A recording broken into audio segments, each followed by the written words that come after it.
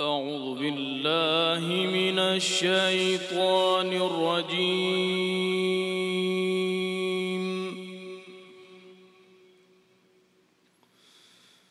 بسم الله الرحمن الرحيم.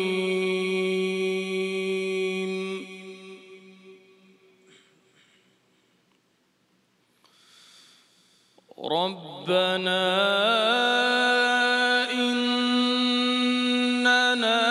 سمعنا مناديا ينادي للإيمان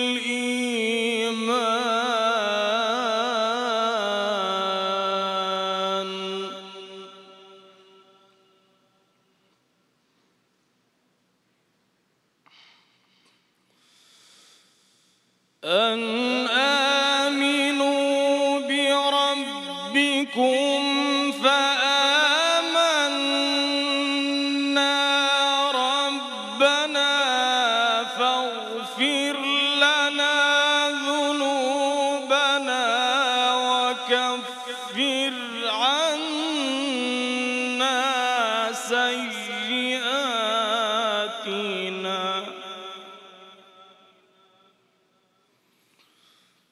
وتوفنا مع الأبرار.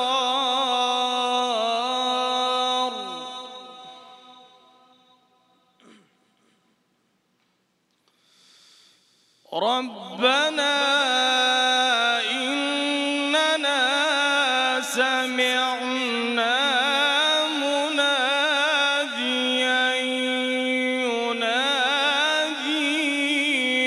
للإيمان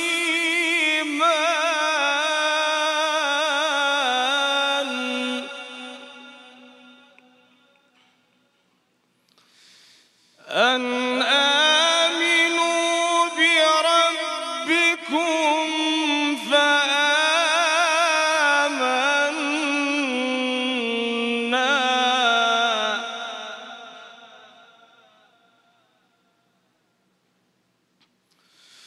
ربنا فاغفر لنا ذنوبنا وكفر عنا سيئاتنا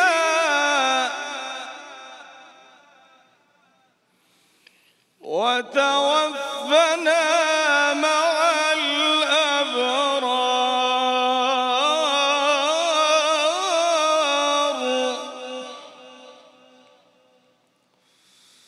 ربنا وآتنا ما وعدتنا على رسلك.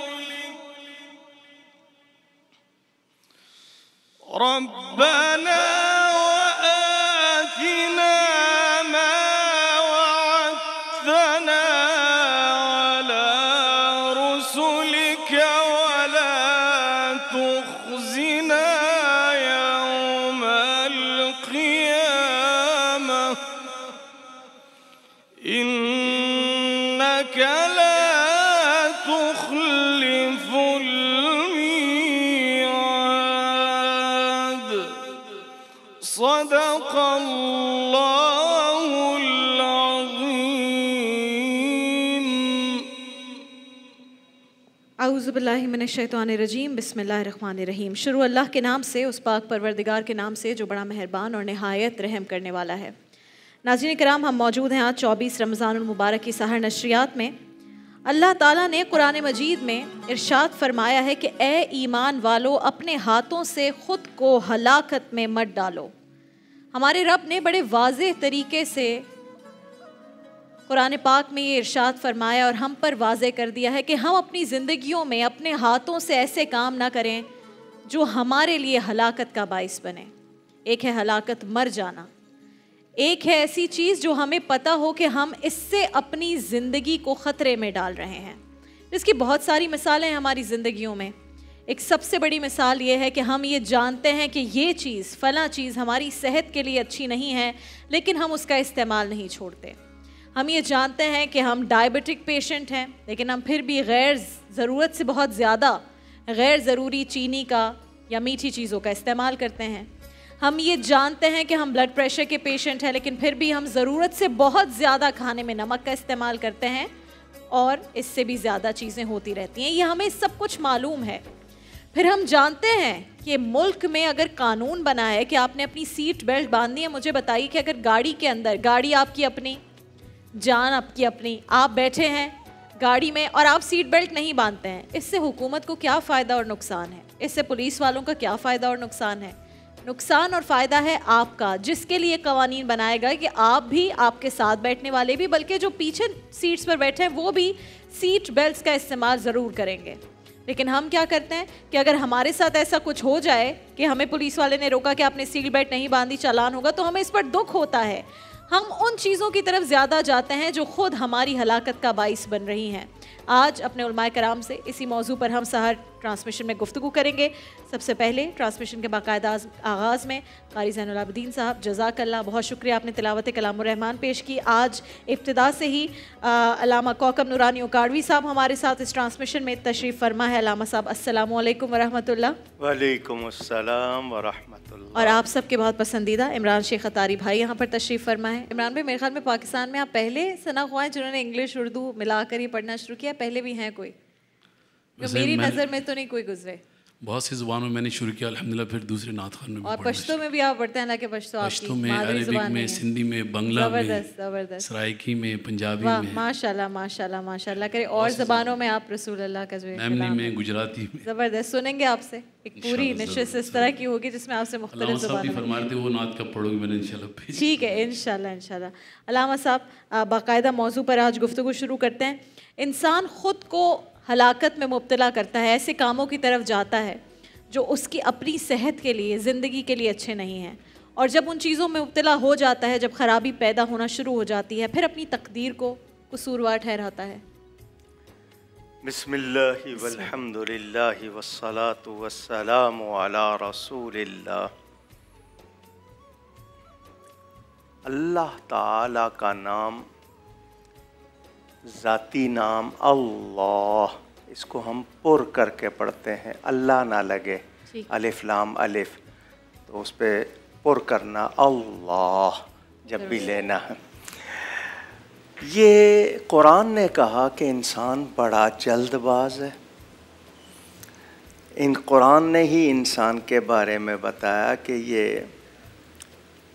इसको वक्त चाहिए हो समझने के लिए या गौर व फिक्र करने के लिए, मगर ये नहीं देखता, बाद में सोचता है।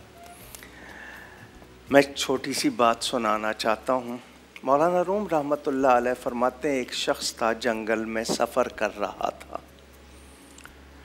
उसको तबीयत चाहिए कि धूप बहुत है, गर्मी है, मैं कहीं थोड़ी देर आराम कर लूँ। दरख्त की छाँव मिली, उसके नीचे लेट गया।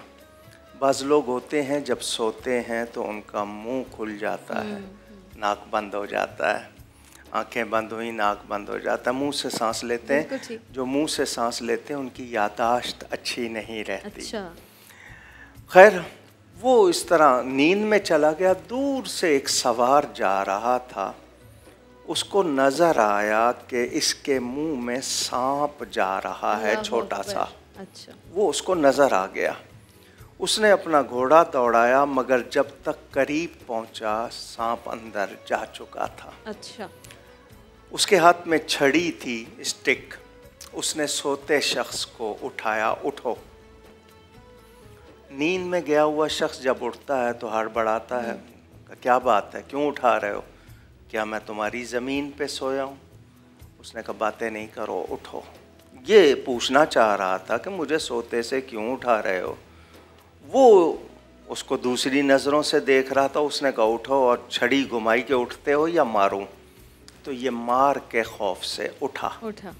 उसने कहा दौड़ लगाओ। उसको कितना गुस्सा आ रहा होगा कि भाई मेरा कसूर क्या है, मेरा जुर्म क्या है। ये ज़रा रुकता, वो फिर छड़ी दिखाता कि और दौड़ो। वो इसको दौड़ाता रहा, जहाँ रुकता छड़ी दिखाता। आगे एक बाग आया, सेब के एप्पल ट्रीज वहाँ लगी हुई थी, तो सेब गिर भी जाते हैं, फल गिर भी जाते, तो नीचे जो गिरे हुए फल थे उसने कहा ये खाओ। उस शख्स ने कहा मुझे बताओ, तुम मुझे मार रहे हो, दौड़ा रहे हो, अब कह रहे हो सेब खाओ, मेरा जी नहीं चाह रहा। उसने कहा खाओ। उसमें गले सड़े भी थे, अच्छे भी थे। वो जब तक उसने चाहा इसको खिलाए, जहाँ ये रुकता था वो छड़ी घुमाता था। खैर इसने अच्छे खासे खा लिए। उसने कहा फिर दौड़ो। अच्छा। इसने कहा तूने मुझे मारना है, मार ले, जान छोड़ दे मेरी। उसने कहा दौड़ो। वो इसी तरह दौड़ाता रहा। इसकी तबीयत में सफरादी कैफियत, जिसको हम उल्टी होना कहते हैं, कै होना, वॉमिटिंग, वो हुई। उसके अंदर से सेब निकले और वो सांप निकला। अल्लाह अकबर। जब वो निकल गया, इसको अपनी तकलीफ याद नहीं रही कि मुझे कितना दौड़ाया गया, कौन से सेब खिलाए गए। अब उसको बजाय गुस्से से देखने के, उसको मेहरबानी की नज़र से, मोहब्बत की नज़र से देख रहा है।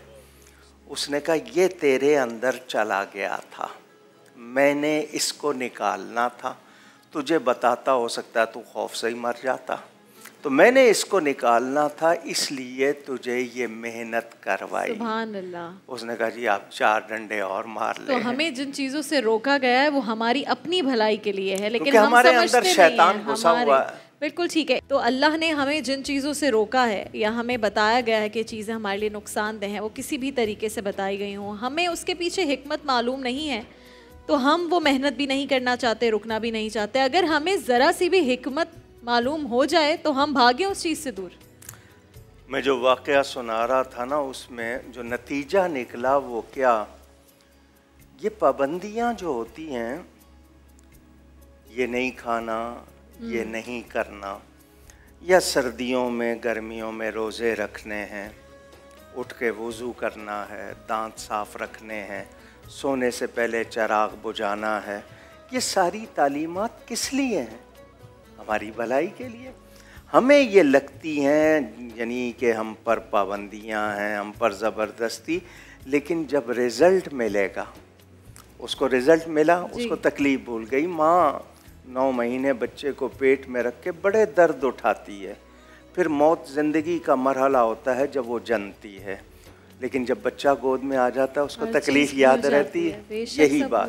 तो इस इंसान को बताया गया कि तेरे लिए राहतें हैं, आगे थोड़ी सी पाबंदियां यहाँ कर ले, आगे राहतें हैं। अगर अभी राहतें कर लेगा तो आगे फिर तुझे मुश्किलात हैं।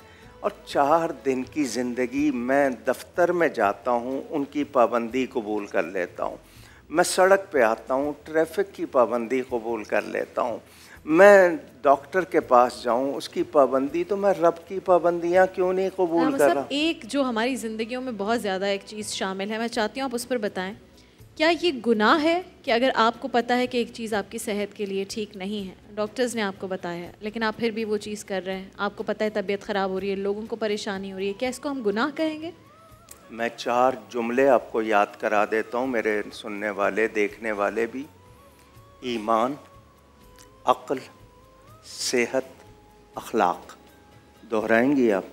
ईमान, सेहत, अक्ल, अखलाक। जो इनको नुकसान देती है शरीयत ने मना कर दिया। अल्लाह अकबर। तो ये सेहत को नुकसान दे रही है? गुस्सा अक्ल को नुकसान देता है, कोई हराम चीज़ मेरे ईमान को, सेहत को नुकसान। तो जो चीज़ें मना है, अब हमें हर मुज़र सेहत, मुज़र मतलब नुकसान देने वाली चीज़ से रोका गया।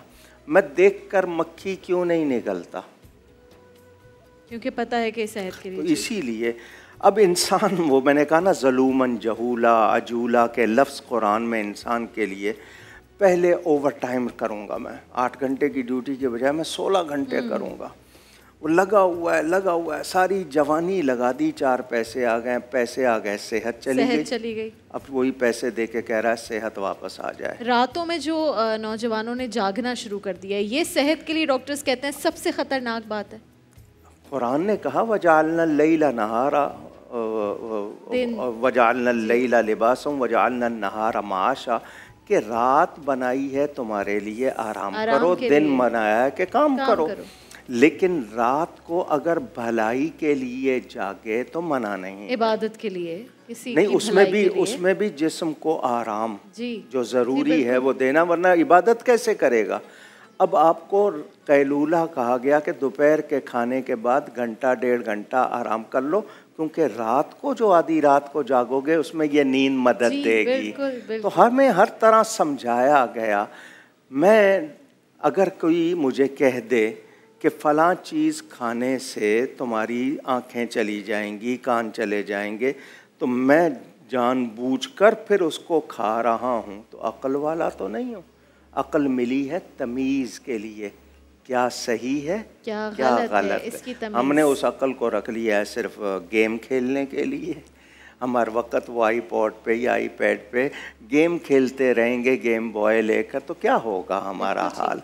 अच्छा, और सुनिए, मुझे ये बताइए, वज़ू करने में मेरा फ़ायदा है या नहीं। मेरे जिस्म के वो आज़ाद धुल रहे हैं जिनको सबसे ज़्यादा मुतासर होना होता है, ठीक है ना।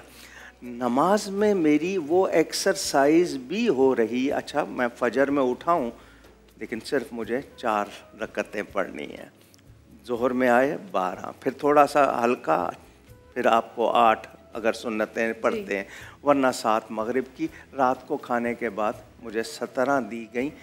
जो चीज़ देखूंगा मैं वो एक ऐसी तरतीब के साथ है मेरे पास कि उसमें मेरे जिस्म के लिए मेरी जहानत। अब हम सजदे में जाते हैं तो सारा ब्लड सर्कुलेशन हमारा सही हो जाता है, बिल्कुल ऐसे ही होता है, हम गौर ही नहीं करते। तो मैं यूँ कहूँगा कि हमारी नाकामियों के असबाब में बेजा ख्वाहिशात और हमारा गलत इस्तेमाल। अब मैं रात को सड़क पर फुटपाथ की रोशनी में बैठ के अगर पढ़ रहा हूँ कि मेरे घर में रोशनी नहीं है, मैं पढ़ रहा हूँ, मेरा वो जागना वो पढ़ना तो दुरुस्त है, लेकिन मैं गप्पे मार रहा हूँ। मेरी माँ मेरा इंतज़ार कर रही है, सो नहीं पा रही कि कब बेटा आएगा, या बीवी बच्चे इंतज़ार में, और मैं उनका हक मार के उन लोगों को दे रहा हूँ जिनसे कुछ हासिल नहीं हो रहा। बुरी सोबत है। बिल्कुल ठीक है, ये गलती है, गलत चीज़ है। बिल्कुल ठीक है। तो हमें खुद देखना है कि हमारी ज़िंदगी के लिए क्या अच्छा है और क्या बुरा है। अल्लामा साहब ने बड़े अच्छे तरीके से समझाया। हमारे साथ आप सबके बहुत पसंदीदा रूहानी शख्सियत हैं शेख तारिक अहमद शाज़ी साहब, यहाँ तशरीफ़ फरमाए। कुछ ही देर में आप सबके पसंदीदा सेगमेंट वइय्याका नस्तईन का बाकायदा आगाज़ करेंगे, लेकिन उससे पहले मैं जा रही हूँ किचन की जानिब। शेफ़ सुमेरा आ चुकी हैं और जल्दी जल्दी हमने तैयार करनी है सहरी, क्योंकि वक्त कम रह गया। अस्सलाम वालेकुम शेफ़ सुमेरा, कैसी हैं आप? वालेकुम अस्सलाम। क्या बन रहा है आज हमारी सहरी में? आज बहुत डिफरेंट सी चीज़ मैं बना रही हूँ राबिया। जो हमारे घर में लाजमी 2 बार तो बनता ही है पूरे महीने में। ये है पीटा पिज़्ज़ा। पीटा पिज़्ज़ा यानी पीटा ब्रेड के ऊपर पिज़्ज़ा तैयार हो रहा है, ठीक है। तो पीटा ब्रेड तो तैयार मिल जाएगी? बिल्कुल रेडीमेड मिल जाती है, घर में भी बन सकती है, बट मेरी तो रेडीमेड है। उसके ऊपर मैंने पिज़्ज़ा सॉस लगाई है, चिकन टिक्का श्रेड करके डाला है, स्वीट कॉर्न, प्याज, ऑलिव्स, कैप्सिकम। फिलिंग आपकी अपनी मर्जी है, आपको जिस तरह जो चीज़ बच्चों को घर में पसंद है, मशरूम्स डाल लें, बॉइल्ड एग डाल लें, हंटर बीफ डाल लें, जो दिल चाहे डाल सकते हैं। बिल्कुल सही। सिर्फ ऊपर से अब मैं ये चीज़ डालूंगी और ये बेक होंगे। ओके, और ये बेक हो जाएंगे। क्विक एंड इजी है ये। इसके फिर हम वेजेस काट के और फिर इसको सर्व करेंगे। ठीक है, और करशी जामे शीर के साथ इसको सर्व कर सकते हैं। और एक सबसे अहम चीज़ जो हमारे किचन की है वो है डालडा, क्योंकि जहाँ ममता वहाँ डालडा। तो ये दोनों जो एक चीज़ बन रही है आज, ये ज़बरदस्ती तैयार हो जाएगी, तो जल्दी तैयार हो जाएगी। बिल्कुल जल्दी हो जाएगी। इसका बेसिकली जो टाइम है वो सारा बेकिंग का टाइम है। ओके, और प्रेपरेशन तो आप इसको बेक करने के लिए रखिए, और जब तक हम जो है अपना सेगमेंट वइय्याका नस्तईन उसकी जाने बढ़ते हैं। आप लोग की अगर कॉल्स हैं तो हम कॉल्स भी शामिल करेंगे, जो मैसेजेस हैं वो मुझ तक पहुंच चुके हैं और कुछ मैसेजेस मैं अभी शामिल करूंगी। बाकायदा आगाज़ करें अपने सेगमेंट वइय्याका नस्तईन का। शेख साहब अस्सलाम वालेकुम। वालेकुम। शेख साहब, इतने सारे सवालात आपके लिए आज आए हैं, कुछ मैं कोशिश करूंगी उसमें से पूछ सकूं। एक तो सबसे पहले जो सवाल आ रहा है, क्योंकि ईद करीब आ रही है तो ख़वातीन को बहुत ज़्यादा इस वक्त अपने फ्रेशनेस और हुस्न की फ़िक्र लग गई है। तो एक खातून ने पूछा है कि स्किन टोन को इक्वल करने के लिए, अगर हाइपर पिगमेंटेशन हो रही है, कहीं से स्किन डार्क है कहीं से लाइट है, तो उसको इक्वल करने के लिए क्या किया जा सकता है?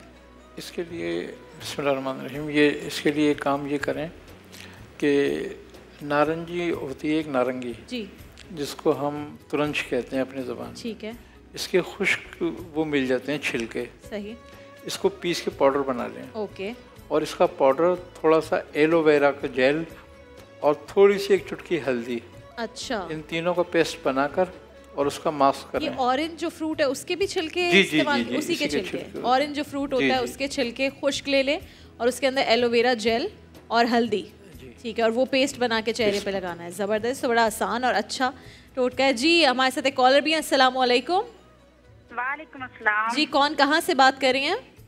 फैसलाबाद से महनाज अख्तर। जी महनाज, बोलिए क्या पूछेंगी? हाँ जी बाजी, मैंने आपको बताया था ना वो चेहरे का मसले के बारे में। नहीं, आपने दूसरी बाजी को बताया था, अब जो है वो आप राबिया बाजी को बता रही हैं, तो अब आप बताइए। ठीक है, वो 12 साल पहले की बात है कि मेरी बाजी के ना चेहरे पे, रुखसार पे, बाएं रुखसार पे गिल्टी बनी थी। अच्छा, ठीक है। हाँ जी, वो ऐसा ऐसा बड़ी होती गई हत्ता कि मुंह छोटा खुलना शुरू हो गया। खाना खाना मुश्किल था। डॉक्टरों से मशवरा किया तो उन्होंने मेडिसिन दी, जिसकी वजह से गिल्टी तो खत्म नहीं हुई, लेकिन रुखसार का जो गोश्त था वो खत्म हो गया। अच्छा, हाँ जी, ठीक है। तो गिल्टी वैसे ही थी, अभी तक वैसे ही है? दोबारा डॉक्टरों से मशवरा किया तो वो दवाई ली, फिर गिल्टी भी खत्म हो गई। अच्छा, बड़ा बन गया, गोश्त भी ना रहा। अच्छा, यानी गोश्त बिल्कुल खत्म हो गया अभी इस वक्त? हाँ जी, हाँ जी। चले हम पूछ लेते फिर हैं। डॉक्टरों से मशवरा किया, सर्जनों से मशवरा किया, तो सभी का मुतफिका फैसला ये था कि सर्जरी होगी, इसके अलावा कोई हल नहीं है। ठीक है, तो अभी आप इसी सिचुएशन में है कि डॉक्टर्स ने कहा सर्जरी होगी। कॉल ड्रॉप हो गई, लेकिन अभी तक ये लग रहा है कि अब डॉक्टर्स को समझ नहीं आ रहा है। एक तो वजह क्या हो सकती है इसका? बेहतरीन तो हल यही है कि सर्जरी हो उसकी। ठीक है। और अगर ये उस तरफ नहीं जाना चाहती हैं तो नीम का तेल ले लें। अच्छा, लोगों ने नीम बनाया आता है, ये ले लें और रोज़ाना उसका मसाज करें। अच्छा, चेहरे पर लगाएं उसको। ठीक है, एक और कॉलर हमारे साथ हैं जी। अस्सलाम वालेकुम। वालेकुम अस्सलाम जी, कौन कहाँ से बात कर रही हैं? इंडी से बात कर रही हूँ जी। क्या पूछना चाहेंगी शेख साहब से? समीना जी। तो ये इस तरह है कि मेरी बच्ची है 17 साल की है। ठीक है। 19 की। ठीक तो है। इसकी ये चीज, आंखों की पुतली पूरी नहीं खुलती, इससे बुखार हुआ था बचपन में। अच्छा, और अब 19 साल की है? हाँ, तो मैं चाहती हूँ कि ये ना कोई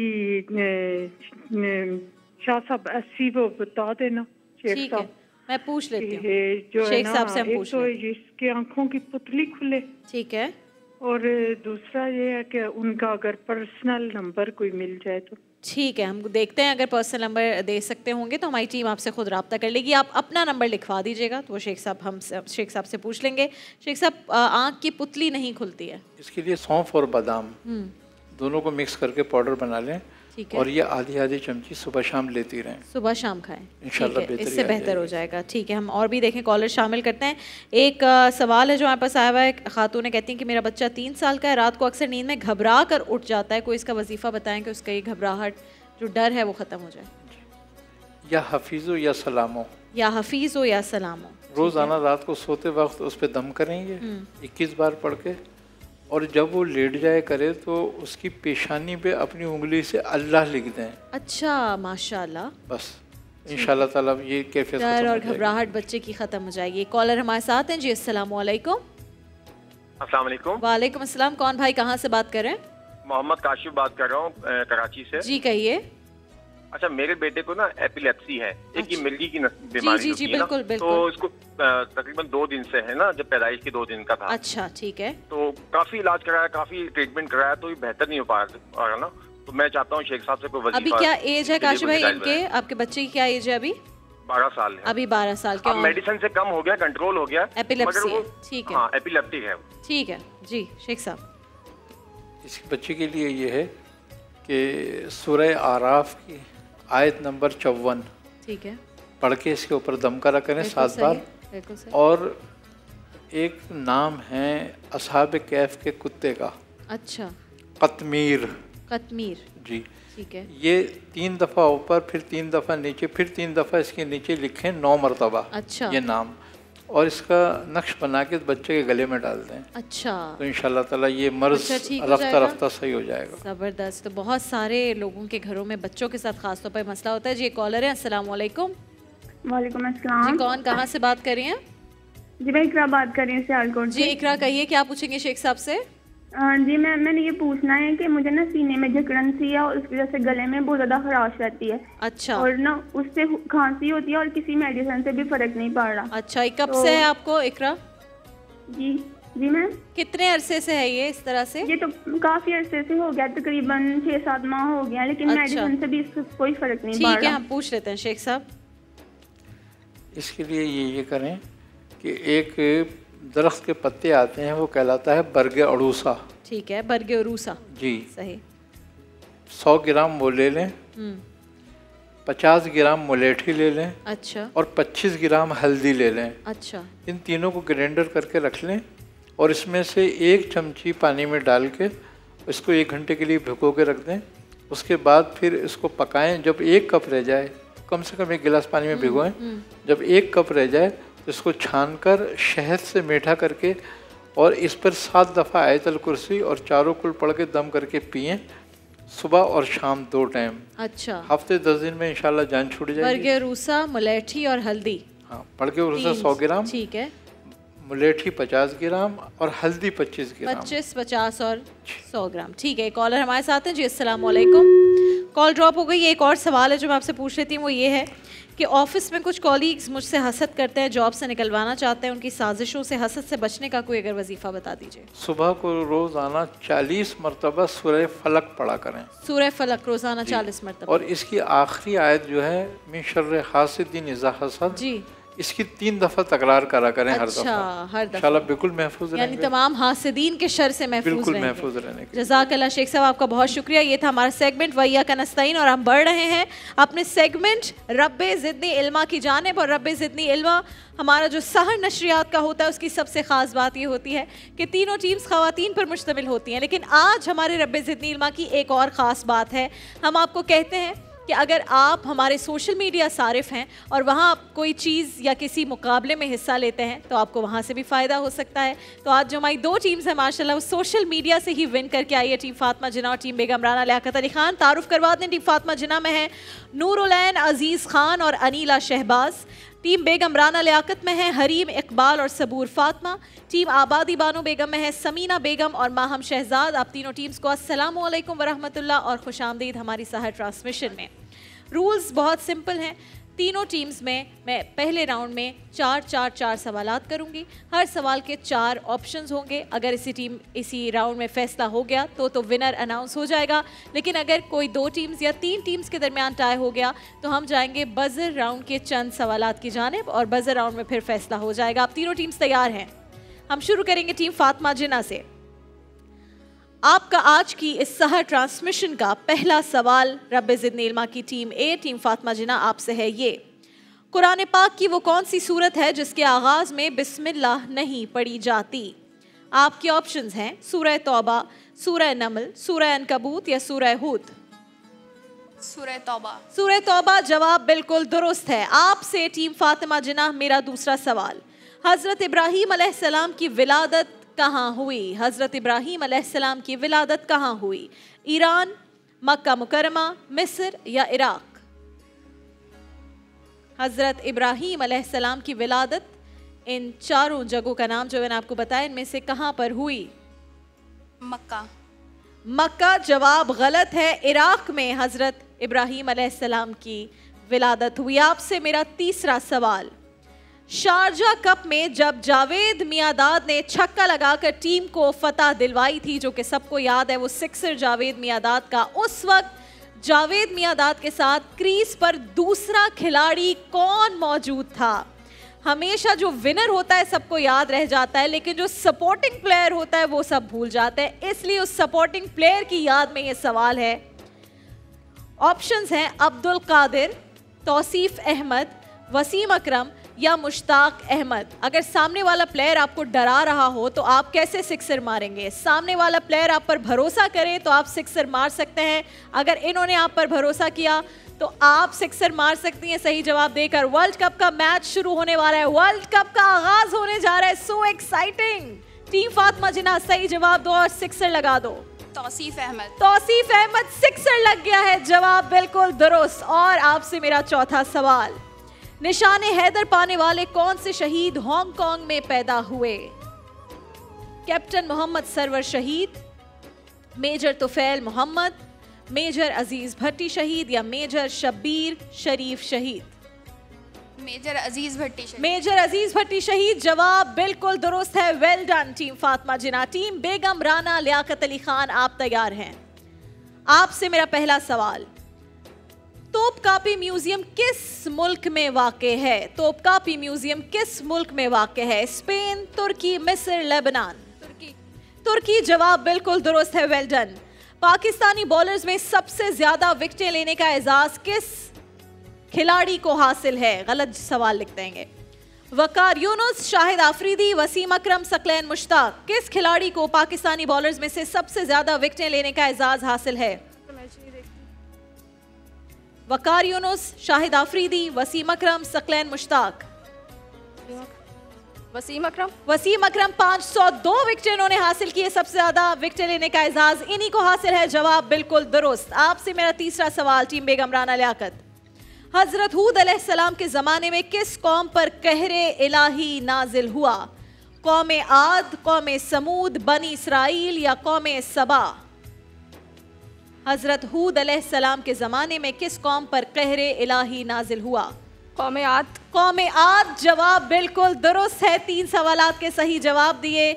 आखिरी सवाल आपसे इस राउंड का, सूरत बारात का मशहूर नाम क्या है? सूरह तौबा। सूरह तौबा जवाब बिल्कुल दुरुस्त है। 4 में से चारों जवाबात आपने बिल्कुल ठीक दिए हैं। टीम बानो बेगम, अगर आप चारों सवालात के सही जवाब देती हैं तो आप दोनों के दरमियान हो सकता है टाई। आपसे मेरा पहला सवाल टीम बानो बेगम, कुरान करीम की किस सूरत को फस्तात कुरान कहते हैं? कुरान करीम की किस सूरत को फस्तातुल कुरान कहते हैं? सूरह बकरा, सूरह रहमान, सूरह यासीन या सूरह फतह? कुरान करीम की किस सूरत को फस्तातुल कुरान कहते हैं? अगर आपने जवाब गलत दिया तो टीम बेगम राना लियाकत अली खान जीत जाएगी, क्योंकि उन्होंने कोई गलती नहीं की है। फस्तातुल कुरान कुरान करीम की किस सूरत को कहते हैं? सूरह बकरा, सूरह रहमान, सूरह यासीन, सूरह फतह? सूरह फतह। सूरह फतह जवाब गलत है। और इसी तरह पहले ही गलत जवाब के साथ आप इस राउंड और इस गेम से भी निकल जाते हैं बाहर, क्योंकि टीम बेगम राना लियाकत अली खान सही जवाब दे चुकी हैं। चारों सवालात का आपको बहुत मुबारक हो। आप आज के रब्बे ज़िद नीलमा की विनर है।